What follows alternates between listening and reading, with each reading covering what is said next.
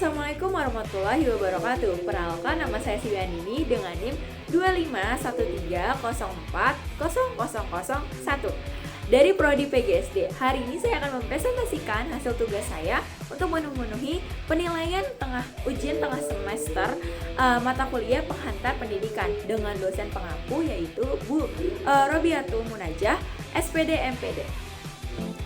Kali ini saya akan ngebahas teori konstruktivistik. Apa sih konstruktivistik itu? Adalah teori belajar yang mengedepankan, jadi dia meningkatkan pengembangan dan logikanya sendiri. Nah, jadi peningkatan dan pengembangannya logika itu dan juga konsep dari pembelajaran masing-masing melalui apa? Melalui teman-teman sebaya, tutor sebagai, atau dia mencari tahu sendiri. Jadi konsepnya seorang yang belajar yang terbangun melalui pengalaman dan pengetahuannya, dikonstruksi sendiri dan dibangun sendiri oleh pelajar, berperan sebagai fasilitator. Jadi fasilitator itu hanya memfasilitasi aja, membangun untuk para pembelajarnya memperoleh pengalaman dan pemahamannya sendiri. Jadi kita tidak memberikan secara instan, tapi kita bantu untuk memfasilitasi supaya mereka menemukan sendiri. Seperti kata dengan konstruk itu artinya akan membangun kan. Jadi pengetahuan itu dibangun oleh seseorang, disampaikan, dan pengetahuan itu tidak hanya menerima saja dari dosen atau guru, tapi kita membangun pemahaman dan pengalaman itu sendiri, bisa melalui pengalaman ataupun pengetahuan.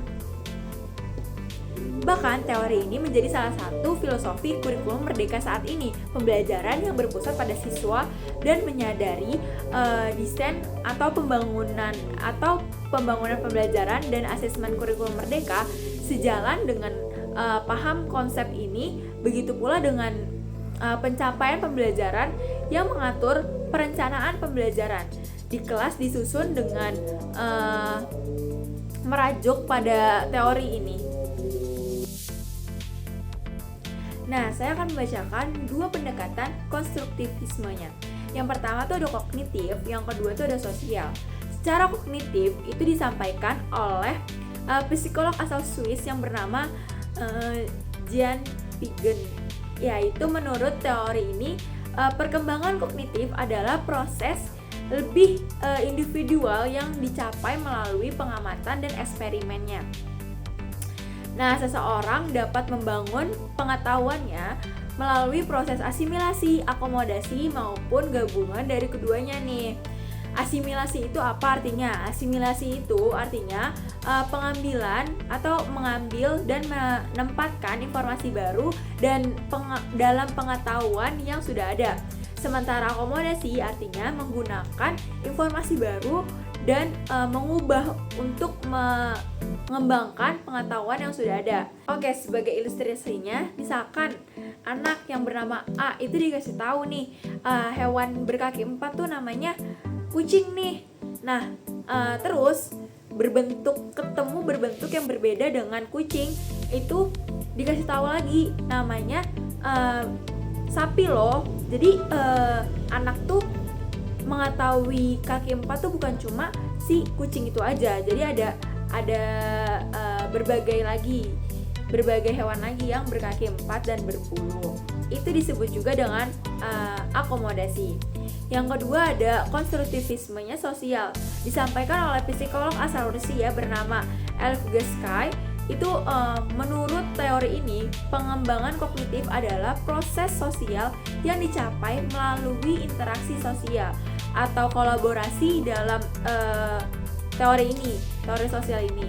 Setiap anak memiliki zona perkembangan atau potensi perkembangan anak dapat dicapai dengan adanya bantuan atau bimbingan dari orang yang lebih paham atau lebih berpengalaman, misalnya orang tua, guru, atau tutor sebaya. Dalam kelas pembelajaran terjadi ketika siswa terlibat secara aktif dalam proses pembangunan pengetahuannya sendiri. Peran guru adalah mendesain dan menyediakan pengalaman dan memfasilitasi konstruksi pengetahuan dalam diri masing-masing siswa. Ketika teori ini mau dituangkan ke dalam praktik yang konkret, maka harus ada komponen-komponen yang pentingnya dulu nih. Yang pertama tuh di sini ada asesmen awal. Nah, pengetahuan baru terciptanya dari akomodasi dan pengetahuan yang sudah terbentuk di benak masing-masing siswa. Maka guru perlu mendapatkan gambaran mengenai pengetahuan awal siswa dulu sebelum memulai kelas. Itu yang namanya asesmen. Yang kedua ada aktivitas atau tugas yang berbasis pengalaman. Beberapa model pembelajaran yang sudah diantaranya adalah eksperimen berdiskusi, terus dan debat, problem based learning, atau misalkan project based learning bisa. Yang ketiga ada variasi media. Ini terutama sumber materi premiernya dulu nih, dan materi manipulatif.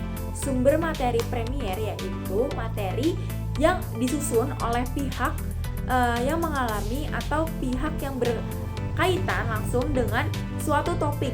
Contohnya yaitu artikel, wawancara, studi kasus, biografi. Adapun materi manipulatif adalah benda atau alat yang memungkinkan siswa untuk mengeksplorasi sesuatu ide secara aktif. Contohnya yaitu bisa bermain koin, blok, puzzle, atau penggaris. Nah, selanjutnya ada manfaat penerapan teori ini, teori konstruktivisme. Yang pertama tuh ada mengembangkan kemampuan berpikir secara kritis siswa-siswi. Yang kedua itu meningkatkan motivasi belajar dan kemandirian siswa. Nah, yang ketiga, sebagai pelajar juga akan membiasakan diri menjadi pembelajar seumur hidup yang terus mencari ilmu bahkan setelah lulus sekolah. Jadi kayak udah mencoba mandiri gitu. Nah, ada manfaat dan kelebihannya juga. Sekarang saya akan membacakan kekurangannya. Yang pertama, gak semua siswa itu cocok. Yang kedua, guru harus sabar dan kreatif. Yang ketiga, kadang hasil belajarnya tuh gak konsisten karena tiap siswa bisa membangun pemahamannya dengan cara yang berbeda-beda. Hasil akhirnya bisa gak semuanya sama. Nah, selanjutnya saya akan membacakan siklusnya nih. Yang pertama tuh ada orientasi atau simulasinya, ngasih pancingan kepada siswanya. Jadi guru tuh dalam situasi ini bikin siswa tuh jadi penasaran, ya kan. Yang kedua adalah eksplorasi awal, jadi mengulik ide lama gitu kan. Siswa diajak mengungkapkan pendapat awal mereka berdasarkan pengalaman atau pengetahuan sebelumnya, sebelum dikasih tahu materi-materinya. Terus yang ketiga ada rekonstruksi ide, menemukan hal baru. Jadi siswa mulai mencoba nih lewat percobaan atau diskusi dan pengamatannya. Di sini mereka bisa menemukan ide atau memperbaiki pemahaman yang salah sebelumnya. Terus ada aplikasi, menerapkan pengetahuannya. Setelah pemahaman konsep tuh semuanya disuruh menerapinnya nih ke dalam situasi biar semakin ngerti. Yang terakhir adalah refleksi atau evaluasi, ngaca gitu kan. Di tahap ini siswa dan guru bareng-bareng mengevaluasi apa yang dipelajari, apa yang masih bingung dan salah sebelumnya. Terus ada aplikasi, menerapkan pengetahuannya.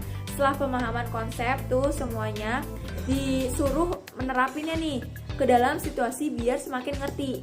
Yang terakhir adalah refleksi atau evaluasi, ngaca gitu kan. Di tahap ini siswa dan guru bareng-bareng mengevaluasi apa yang dipelajari, apa yang masih bingung dan gimana prosesnya tadi. Ya intinya siklus ini tuh mengajak siswa memikir kritis, aktif, mencari tahu. Nah, kesimpulannya dengan belajar teori konstruktivitis sebenarnya punya semangat bagus bagi siswa karena didorong untuk mikir lebih mandiri, nyari tahu sendiri dan mengerti sesuatu lewat pengalaman, bukan hafalan. Tapi masalahnya tidak semua praktiknya tuh berjalan dengan mulus. Banyak di sekolah yang masih fokus ke nilai dan ujian, bukan proses berpikir. Guru juga sering dibebani dengan administrasi, jadi susah punya waktu untuk ngarahin tiap anak secara mendalam, secara sendirinya gitu loh. Hanya butuh dukungan yang besar pada ini sistem guru dan budaya ajarnya yang lebih terbuka. Kalau nggak niat bikin siswa aktif, malah jadi aktivitas tanpa makna. Jadi kayak sama aja buang-buang tenaga. Sekian presentasi dari saya, kurang lebihnya mohon maaf. Wassalamualaikum warahmatullahi wabarakatuh.